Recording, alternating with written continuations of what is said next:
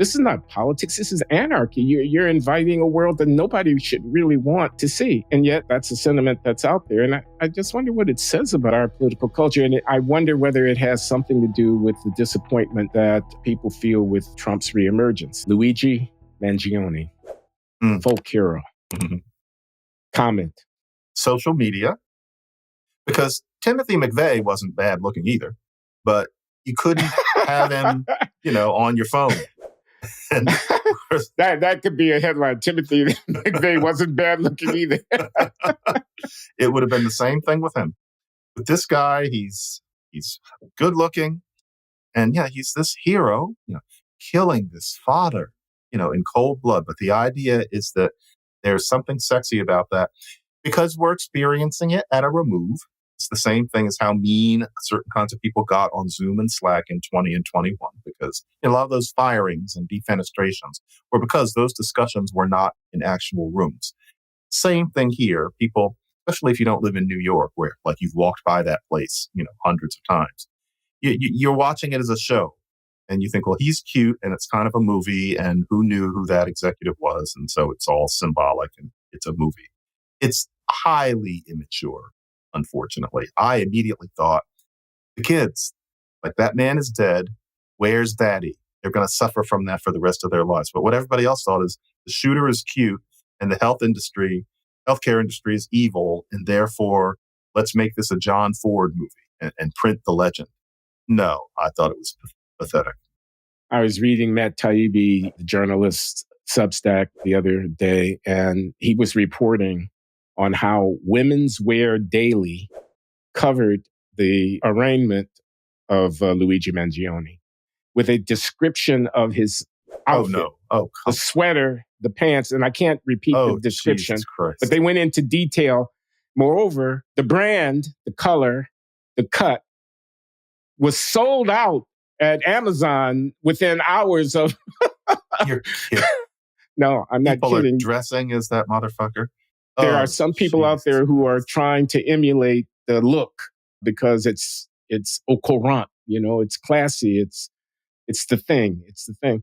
I was at a New Year's Day celebration with a dear friend, and she was regaling me with her admiration for Luigi Mangione. And I kept saying, but it was a despicable act. He murdered someone in cold blood. He shot him in the back. The man did nothing.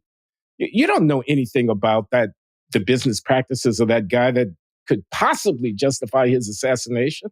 Look what world you invite if you celebrate people who undertake acts like this. Who do you think it's going to be next? You think you can limit it to healthcare executives, et cetera?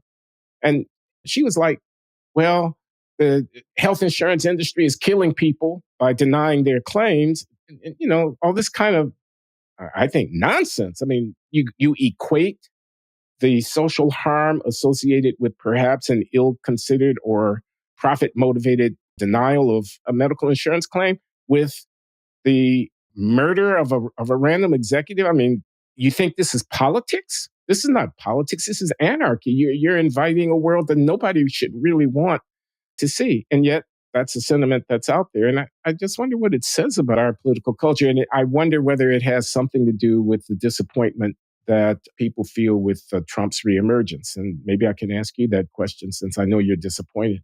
It's that's part of it. It's an aspect of being human to see anti-heroes in that way, which I wasn't aware of until 2001. It was after 9/11, and it was one of the most disappointing things I've ever noticed about human beings, because I could tell that these two people were not unusual. I was talking to two graduate students after 9/11. One of them was an Afghani-American woman, and the other one was a Black Muslim man. And I could tell from little looks they were giving each other, like half sentences and the way they were using adverbs. They kept on saying that it was just terrible what happened. But they didn't really mean it. They were being formulaic. What they really felt, which they said, was that they thought Osama bin Laden had given the world a message. And for them, that was more important than the fact that 3,000 completely innocent people died and left families behind. And I thought, that is so incredibly heartless. And yet these are not heartless people. They are ordinary, intelligent people. And I'm sure that their sentiment is shared widely. And you found out of the news then that it was, that many Muslims felt that way, and fellow travelers with Muslims, especially whites in Berkeley. I had never experienced that before, and I was deeply dismayed. It was one of the things, in a way, that led me to start being a quote unquote social critic, or at that time kept me doing it. Because I thought, I feel like I'm making sense in the same way that they do, and I don't want to be shouted down. Yeah, it's a tough one, because someone was killed, someone was murdered, someone just, their life was snuffed out, and you celebrate because the person did it in a clean way and turns out to be good looking. No, no. And yet I'm sure that that woman who you're talking about is a perfectly intelligent, She probably is. artistically sensitive, academically degreed person. And therefore, she's not rare. She's not unusual. She's representative. And we can see that so clearly with social media. Yeah, it's disappointing.